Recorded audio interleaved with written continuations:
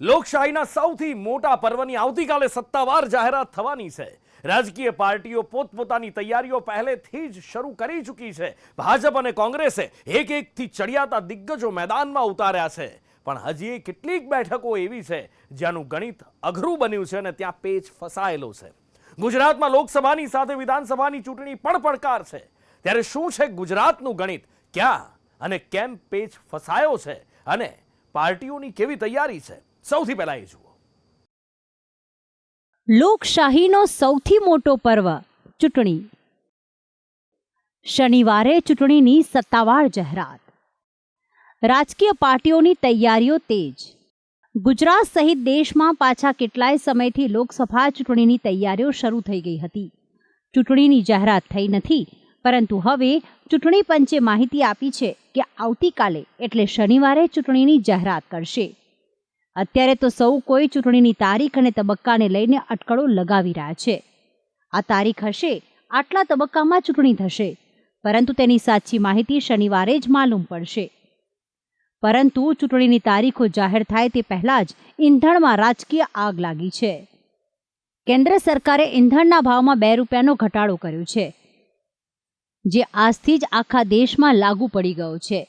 કેન્દ્રીય મંત્રી હરદીપસિંહ પુરીએ સોશિયલ મીડિયા એક્સથી તેની માહિતી આપી છે।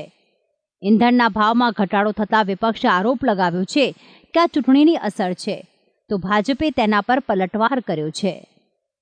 આ વાર પલટવાર વચ્ચે પાર્ટીઓ ચૂંટણીની તડામાર તૈયારીઓમાં લાગી છે। ગુજરાતમાં આ વખતે પહેલીવાર ઘણું બધું બની રહ્યું છે।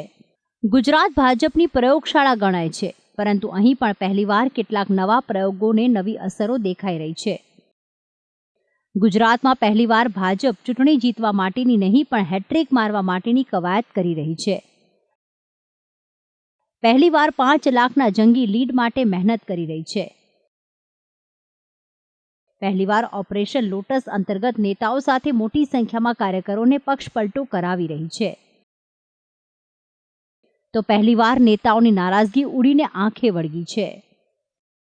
તો બીજી બાજુ કોંગ્રેસ પણ પહેલીવાર કંઈક નવી જ સ્થિતિનું નિર્માણ થયું હોય તેવું લાગી રહ્યું છે। ગુજરાતમાં કોંગ્રેસ પહેલીવાર ગઠબંધન સાથે લડવા જઈ રહી છે। 35 વર્ષમાં પહેલીવાર કોંગ્રેસ માટે અસ્તિત્વની લડાઈ બની છે। કોંગ્રેસમાં પહેલીવાર દિગ્ગજો ચૂંટણી લડવાથી ભાગતા નજરે ચડ્યા છે। ગુજરાત માટે ભાજપના 22 ઉમેદવાર જાહેર થયા છે, જ્યારે 4 બેઠકો માટે પેચ હજીએ ફસાયેલો છે। તો કોંગ્રેસે 7 નામની જાહેરાત કરી છે, જ્યારે આમ આદમી પાર્ટીની 2માંથી 1 બેઠક જાહેર થઈ ગઈ છે।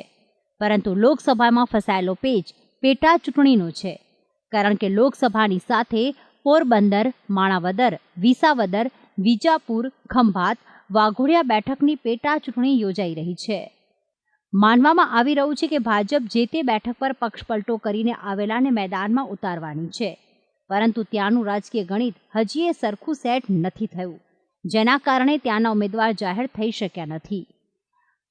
હાલ તો જાહેર થઈ ગયેલા લોકસભાના મુરતિયાઓ ચૂંટણી પ્રચાર માટે ગલીઓથી શેરી માંડીઓની ધૂળ છાણી રહ્યા છે, પરંતુ કિસમે કિતના હૈ દમ તે તો સમય જતાં જ માલુમ પડશે। બ્યુરો રિપોર્ટ, સંદેશ ન્યૂઝ।